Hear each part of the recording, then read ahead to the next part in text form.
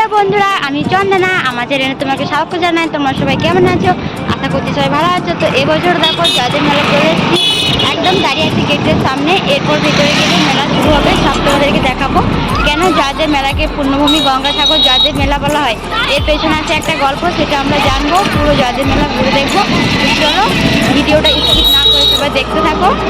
তো চলো জেনে নেই পেছনের গল্প। ভক্ত কবি জয়দেব প্রতিবার মকর সংক্রান্তির পুণ্যতিথিতে বর্ধমানের কাটোয়ায় যেতেন গঙ্গা স্নান করতে।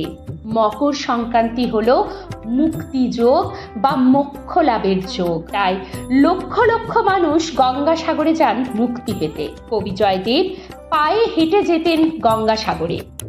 কিন্তু এক বছর মকর সংক্রান্তির আগের দিন জয়দেবের জীবনে ঘটে এক অলৌকিক ঘটনা। সেদিন তার স্ত্রী বাড়িতে ছিলেন না। এদিকে বাড়িতে আছেন কুলো ঠাকুর। কুলো ঠাকুরকে একা রেখে বাড়ি থেকে কিভাবে যাবেন ভক্তকবি গঙ্গাসাগরে? চিন্তায় দুঃখে জয়দেব রাতে কিছু না খেয়ে ঘুমিয়ে পড়লেন। স্বপ্নে এলেন মা গঙ্গা স্বয়ং। তিনি বললেন, তুই কেন এত চিন্তা করছিস? কাল ভোরে অজয় নদে আমি স্বয়ং আবির্ভূতা হব। অজয় নদী যখন বান আসবে, দেখবি স্রোতের প্রতিকূলে একটি পদ্ম ভেসে আসছে। বুঝে নিবি আমি স্বয়ং তোর কাছে এসেছি। জয়দেব ভোরে উঠে অজয় নদীর ধারে বসে থাকলেন আর চিন্তায় ছিলেন, মা কি সত্যি আসবেন? সাথে রয়েছেন আরো অনেক গ্রামবাসী।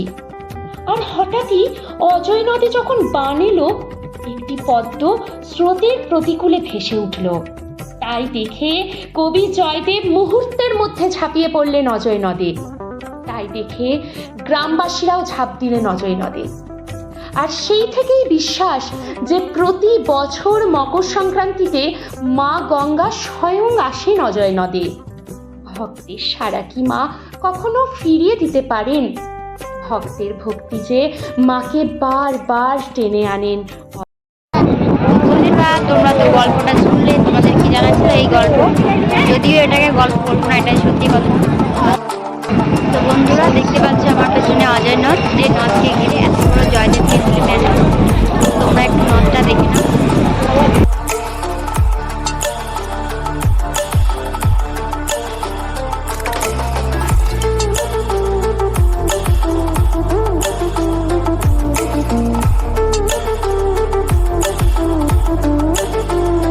চলো বন্ধুরা, এবার জয়দেব মেলা ঘুরে দেখবো, তোমাদেরকেও দেখাবো।